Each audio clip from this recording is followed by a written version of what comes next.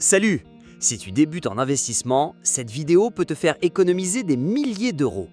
Je vais te révéler les 5 erreurs les plus coûteuses que tu peux commettre et surtout comment tu peux les éviter. Reste jusqu'à la fin car la dernière erreur est celle qui va te faire le plus mal au portefeuille. Bienvenue sur Capital Malin. Si tu veux apprendre l'investissement intelligent, abonne-toi et active la cloche. Chaque semaine, je te partage mes meilleures stratégies pour faire fructifier ton argent. Aujourd'hui, on attaque du lourd. J'ai analysé des centaines de témoignages d'investisseurs débutants et devine quoi? Tu commets probablement les mêmes erreurs qu'eux. Et ces erreurs te coûtent en moyenne 2 000 à 5 000 euros sur tes premières années d'investissement. Mais toi, tu vas les éviter. Alors, c'est parti. Erreur 1. Investir sans épargne de précaution.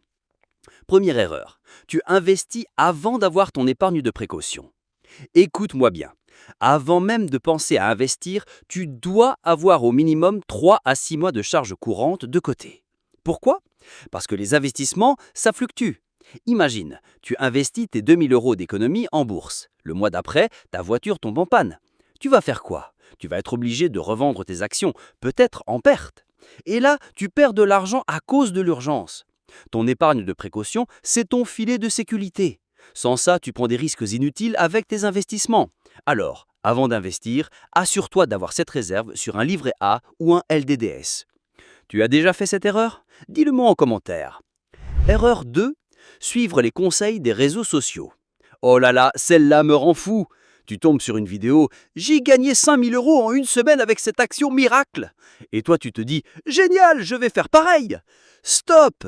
Ces personnes ne te montrent jamais leurs pertes, elles ne te parlent jamais du risque, et surtout, elles ne connaissent pas ta situation financière.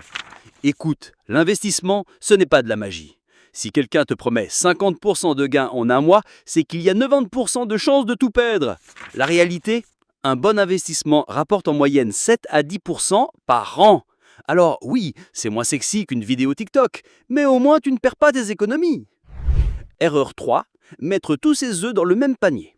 Passons à la troisième erreur. Tu ne diversifies pas tes investissements.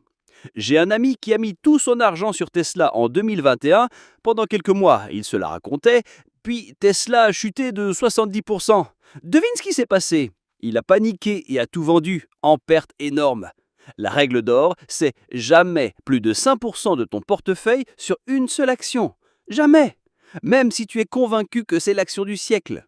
Diversifie entre les secteurs, entre les pays, entre les types d'investissements.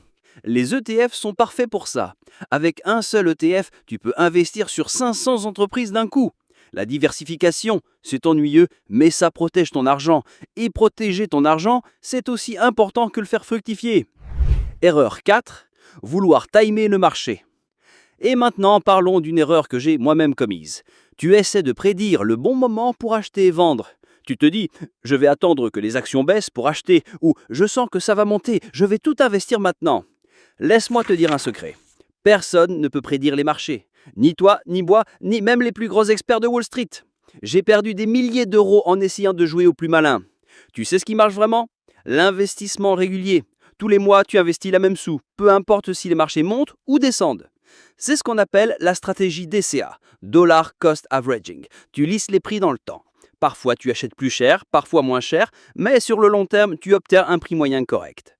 Arrête de jouer au devin, commence à investir régulièrement. Erreur 5, ne pas avoir d'objectif clair. Et on arrive à la dernière erreur. D'ailleurs, si cette vidéo t'aide jusqu'à maintenant, mets un petit like, ça me fait plaisir et ça aide la chaîne. Alors, voici l'erreur la plus compose de toutes.